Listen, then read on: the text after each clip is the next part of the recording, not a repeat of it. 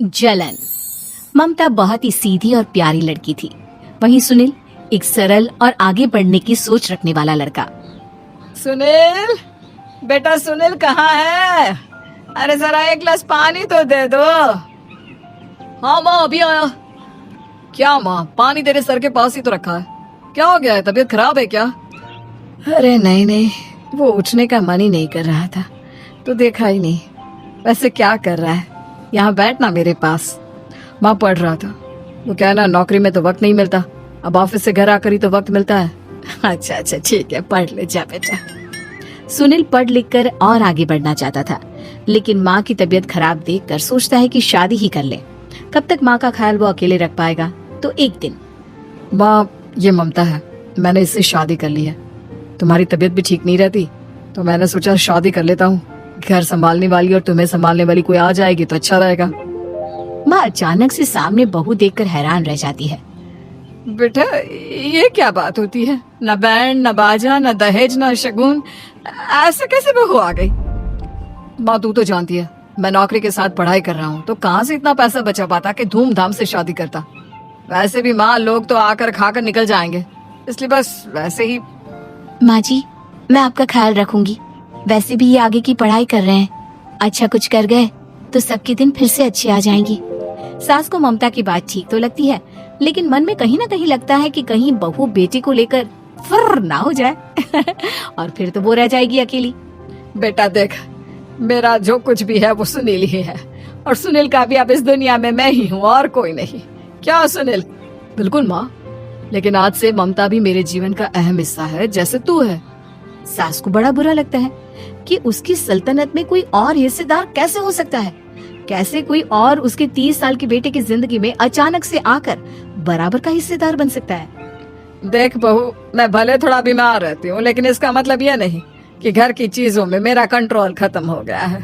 मैं आज भी इस घर की रानी हूँ, समझी? बेटा सोचता है कि ये माँ को अचानक से क्या हो गया। कल तक जो माँ कहती थी कि जिंदगी का कोई भरोसा नहीं, वो अचानक से जंग के मैदान की झांसी की रानी कैसे बन गई? माँ क्या हो गया है? सब ठीक है ना? अचानक कैसी बात कर रही हो? ममता का आज पहला दिन है, स्वागत करो उसका। आसपास की आंटियों को बुलाओ, नई दुल्हन की मुंह दिखाई करवाओ। खैर, सास होने का फर्ज निभाती है और बाद में एक सहेली के साथ बाहर निकल जाती है। क्यों री बताया नहीं कि बेटे का ब्याह कर रही हो? वैसे तो सारा दिन हम ही में घुसी रहती हो। अरे मुझे भी तभी पता चला, यूं अचानक सर पर लेकर आ गया। कहता है बहू है माँ तुम्हारी, अब इसको भी इतना ही मैं प्यार करता हूँ जितना तुझे करता हूँ। लो जी, ये क्या बात होगी? क्यों इतना प्यार करता है? अरे माँ का प्यार तो ज्यादा होता है। अब उसको तो कोई दूसरा पति मिल सकता है, लेकिन तुम ही बताओ, क्या माँ की ममता किसी और की हो सकती है? ना जी ना, बेटे को समझाओ ये बात। अरे क्या समझाऊं, मुझे तो खुद ही समझ में नहीं आ रहा कि क्या हो रहा है। जो बेटा कल तक माँ माँ करता था, अचानक से बीवी बीवी का राग आलाप रहा है। देखा, उसकी बीवी ना सुंदर और जवान है। सुंदरता के आगे तो एक से एक नहीं टिके, तो तेरा बेटा किस खेत की मूली है? सास को भी समझ में आ जाता है कि बहू की सुंदरता के आगे माँ का प्यार किसी काम का नहीं। उधर बीवी, ए जी, अम्मा जी सहेलियों को छोड़ने गई थी, अभी तक आई नहीं, हम देख आए क्या? अरे रहने दो ना, आ जाएंगी। कहाँ जाएंगी, उनकी आदत है, एक बार जाती है तो पूरी पंचायत खत्म करके ही आती है। अच्छा ही है, खाना वाना खा कर गई होगी। छोड़ो ना, घूमेगी तो खाना पचेगा, नहीं तो ऐसे ही खाट पकड़ लेगी। बहू भी शांत हो जाती है। उधर सास सोचती है कि आज थोड़ा देर से ही घर जाती हूँ, जब बेटा परेशान होकर ढूंढेगा तब मजा आएगा।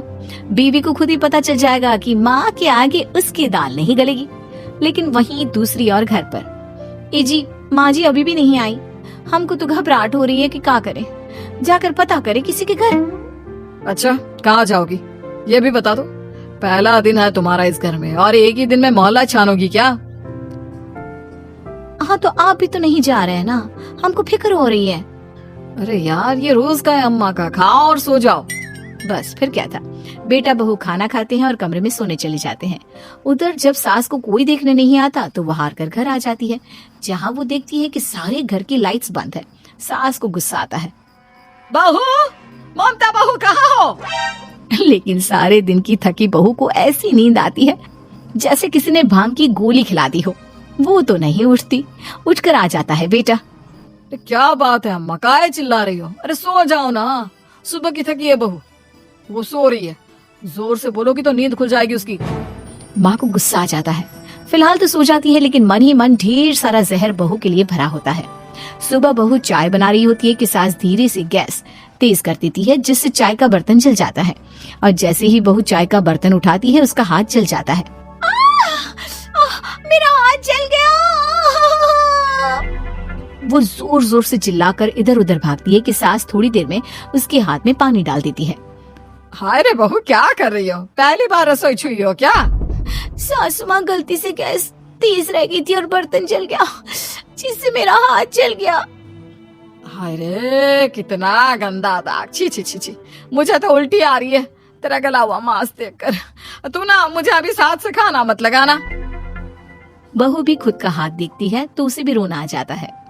कुछ दिनों के बाद सास की सहेली आती है, बहू चाय बनाकर लाती है। उसके जाने के बाद सहेली कहती है, बहू की सुंदरता ऐसी है कि कोई भी दीवाना हो जाए। वैसे तेरे बेटे का क्या हाल है? अरे वैसा ही है, बहू के पीछे लट्टू। क्या करूं, कुछ समझ में नहीं आ रहा। मैंने तो बहू के चेहरे पर दिवाली के पटाखे की चक्री फेंक दी, उसका पूरा चेहरा जल गया। अब देखो ना रही सुंदरता, और ना ही अब मेरा बेटा उसे पूछता है। अरे अब तो वो उसे छोड़कर दूसरी भी देखने को बोल गया है मुझे। बहू सारी बात सुन रही होती है। आंटी एक बात बताइए, क्या भरोसा है कि दूसरी सही आए और आपके अनुसार रहे? देखिए आंटी, मेरी सासू माँ को गलत बात सिखाने की जरूरत नहीं है। हमारा परिवार साथ में खुशी से रह रहा है।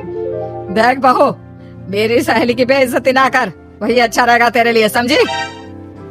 बहू नहीं मानती है। वो बार बार उनकी सहेली को घर से निकल जाने को कहती है। तभी सास की सहेली पास के चूल्हे से लकड़ी लाकर बहू के चेहरे पर लगा देती है। बहू जोर जोर से रोने लगती है। अरे ये क्या कर दिया? मैंने कहा किया, ये तो तूने किया। तू ही नहीं चाहती थी कि बहू बेटे के साथ रहे, भला मैं क्यों करूंगी? मैं तो चली, निपटो अब। बहू रो रही होती है, दर्द से चिल्ला रही होती है, लेकिन सास उसे डॉक्टर के पास नहीं ले जाती। तभी पति आता है। क्या हो गया ममता? ये दाग कैसे लगा? तुम कैसे जली? ममता कुछ नहीं कहती, बस दर्द से करा रही होती है। पति माँ की तरफ देखता है। हो ना हो माँ, ये पक्का आपका काम है। आप ही ममता से जला करती थी ना। देखना माँ, अब पुलिस आएगी, केस बनेगा, लेकिन पहले मैं ममता को अस्पताल लेकर जा रहा हूँ। सभी अस्पताल जाते हैं, जहाँ डॉक्टर ममता की सास से कहते हैं, आपने तो नहीं जलाया ना बहू को? अब ममता की सास के तो पसीने छूट रहे होते हैं। वो घबरा कर कहती है, ना ना डॉक्टर साहब, कैसी बात करते हैं? हम क्या जलाएंगे अपनी बहू को? डॉक्टर ममता के पति से पूछते हैं। देखिए, क्योंकि ये ससुराल में जली है तो मामला पुलिस का बनता है, तो आप पहले पुलिस को बुलाइए, तभी इलाज पूरा होगा। सास डर जाती है कि अब तो बची जिंदगी जेल में ही रहना होगा। रहने दीजिए ना, पुलिस को क्यों बुलाना? सारी हंसी खत्म हो जाएगी जब पुलिस के डंडे पड़ेंगे। बहू को जलाना भले ही बहुत आसान हो, लेकिन उसके बाद सारी जिंदगी जेल की हवा खाना। सास डर जाती है। पुलिस आती है। पास लेटी दर्द से करा रही ममता स्टेटमेंट देती है। तो क्या हुआ था? कैसे जली आप? ममता पास खड़ी सास को देखती है।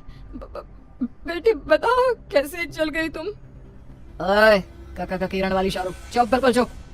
सास चुप। सभी इंतजार करते हैं कि ममता क्या बोलेगी। जी मैं खाना बना रही थी, लकड़ी उड़कर मेरे ऊपर गिर गई और मैं जल गई। सास बहू की बात सुनकर रोने लगती है। देखा माँ, कितनी समझदार है ममता। ये चाहती तो, हाँ बेटा, ये चाहती तो मैं आज जेल में होती। मुझे माफ कर दे, मैं आगे से अभी कभी ऐसा नहीं करूंगी। बहू के साथ मिलकर रहूंगी, मुझे माफ कर।